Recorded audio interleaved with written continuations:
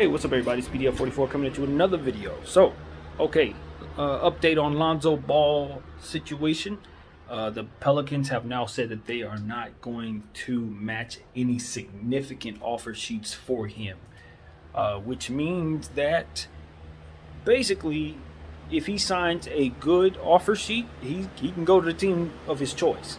So at this point, that we've heard teams say stuff like this before and then match, though. We've heard this before. In fact, I remember a situation, don't remember the player, but I remember a situation where it was like one of those things where the guy was like, yes, I'm out of here. The team had said we're not going to match any offer sheets for this guy of significant value. And he was like, all right, I'm out of here. I'm looking forward to it. Here I come to so-and-so place. He was already, and they matched. And he went back and so on and so forth. So, yeah. This is not, I would take that with a grain of salt, to be honest with you. If I'm Lonzo Ball and if I'm Lonzo Ball fans, you don't know what a team is going to think is overvalued. Sometimes you think you signing the sheet that'll get you out of a place and they'll say, nah, that's not so bad. Sometimes the GMs just suck. You know what I mean? Like, they just suck, bro. And that kind of stuff happens. Or something will change. Maybe another deal on the table will arise where they now have to trade your backup and they need you now more so than they did before. So they value you more now than they did when they said something like that. You know what I mean? That kind of stuff can happen. Like, suddenly a new deal comes on the phone after they made that statement. All I'm saying is the NBA is an ever-changing, ever-moving entity. And as it pertains to statements made by organizations, I've learned that they don't always know what's coming. And so they think they're in control and can definitively say what they're going to do. And then things change and they're forced to do other things. And that's why it's not smart in certain instances to make any type of guarantees like this. But the Pelicans tend to do what they do, and they do it their way, so here we are. With that being said,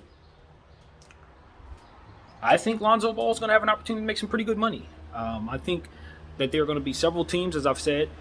I think the Phoenix Suns are going to take a look at Lonzo Ball if Chris Paul somehow doesn't work out a deal, which is going to be a situation where I don't think that's likely because I'm pretty sure the Phoenix Suns are going to win the championship, and if that's the case, I can totally see him going back to Phoenix. But he's a hefty price tag, and rumblings are already coming about in regards to how bad that contract is going to look, even before he signs it. People are already having that conversation.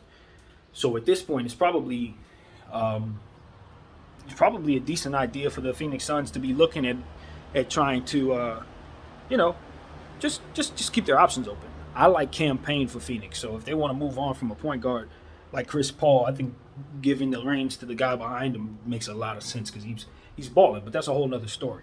So that's one place that Lonzo can look at if there's an offer sheet available there. Obviously, Chicago has been interested in him for many years.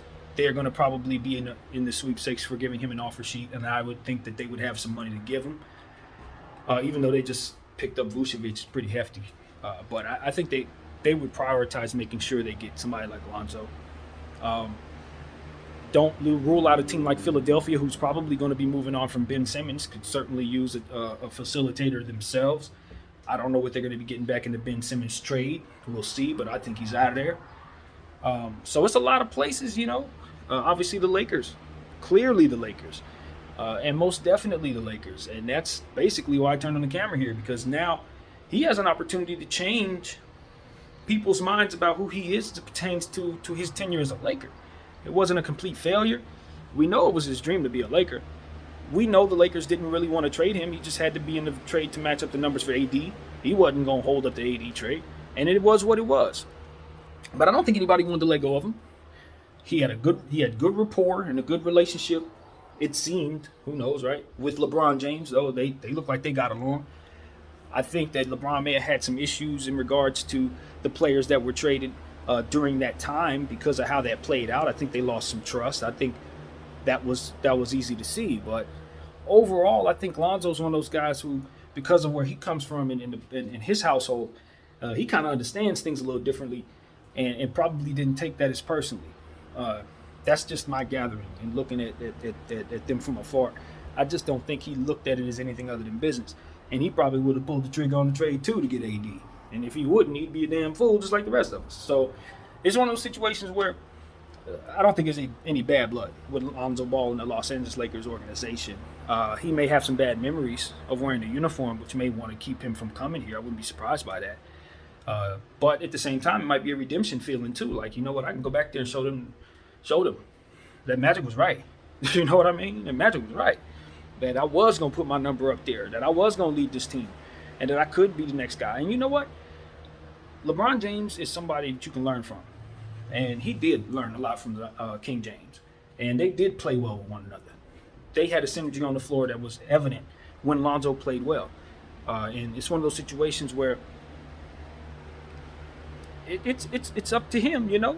I think the offer sheet will be offered. I think the Lakers are going to give him what they would have given Dennis Schroeder, basically. And that's something that I'm listening to on forums that I pay attention to on Facebook. And that seems to be a sentiment amongst Laker fans that they would be okay with that. You know, like, they'd be just fine with that. I don't think anybody really wants to bring Dennis Schroeder back. It's not because we don't think he can play, but it's just because what we saw out of him after he came back from that COVID restriction situation that kept him out for like 4 or 5 games really kind of showed us something that Laker fans didn't really like, I think. And that's basically somebody who wasn't able to play well when we needed him to. Someone who kind of had an attitude about, this is about me.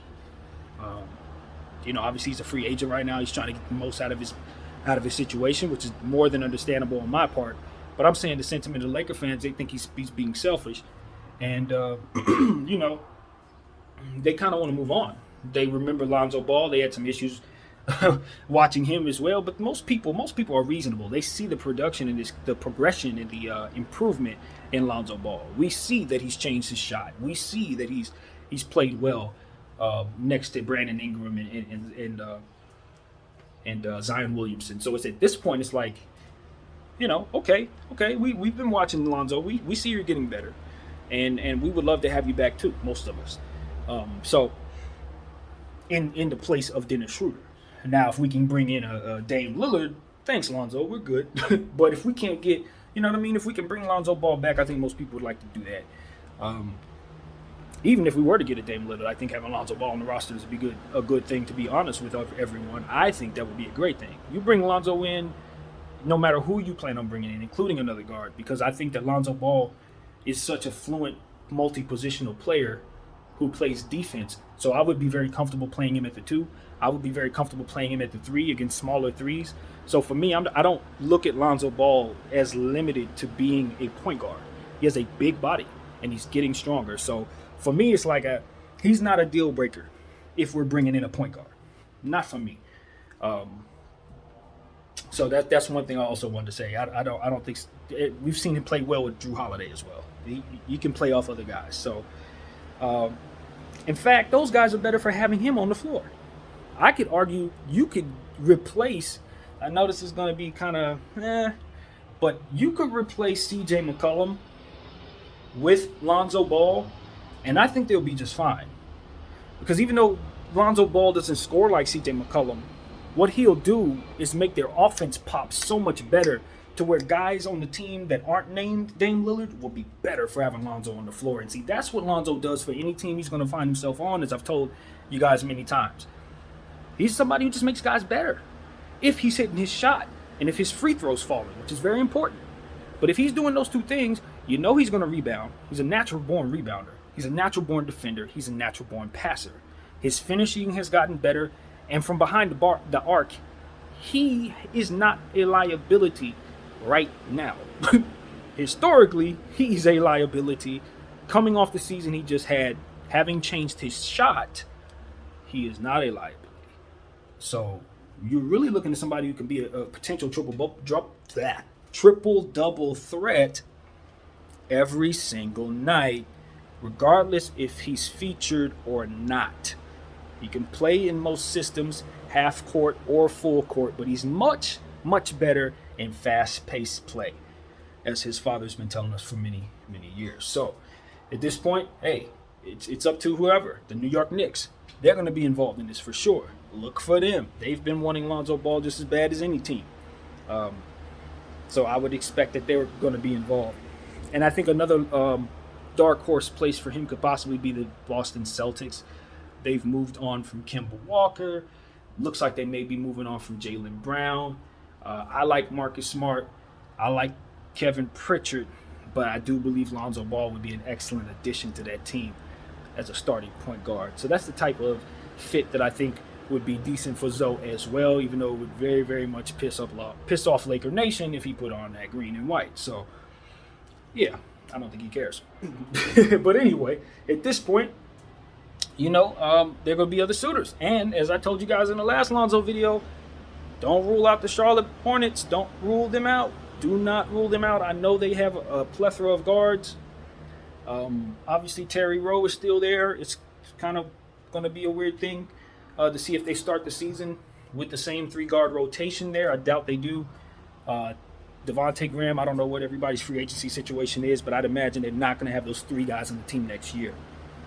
Bringing in Lonzo Ball to play with LaMelo Ball could go very, very far in making LaMelo Ball very, very happy. And that is very, very important.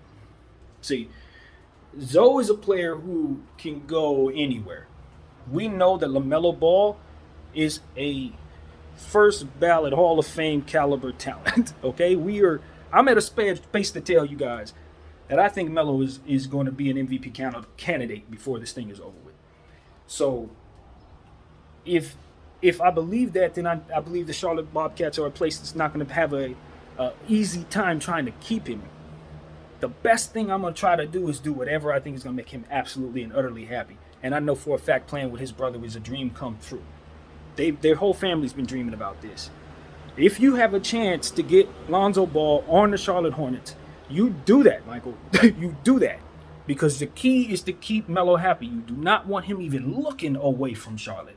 You will never get another player like that. I'm just going to be honest with you. You ain't never going to get another player like that. With the superstar talent coupled with the clout that can bring probably over $500 million to you, you got to keep this kid in uniform. So for me, I'm trying to get his brother. I'm not letting him go to the Lakers. I'm the one that's going to offer him more money than anybody else. And I'm making sure that I secure both Ball brothers because that's the future of Charlotte basketball. That's how I would think. That's how I would move. That's my starting backcourt for the next several years because I'm not letting Melo go anywhere. And if he decides you don't want to play with his brother, not trade his brother away. You see what I'm saying? But you bring him here first. And you figure that part out. That's what I think. But that's just me. Either way, as a Laker fan, I want him back here if he wants to be here. I do want somebody who's more consistent three-point shooter, to be completely honest with you. We need more shooting, but I think we're going to address that anyway. So if we can get Zoe and some shooters, happy for me. So that's pretty much what I got. My name is BDF44, man. Thank you guys for watching. I'm out.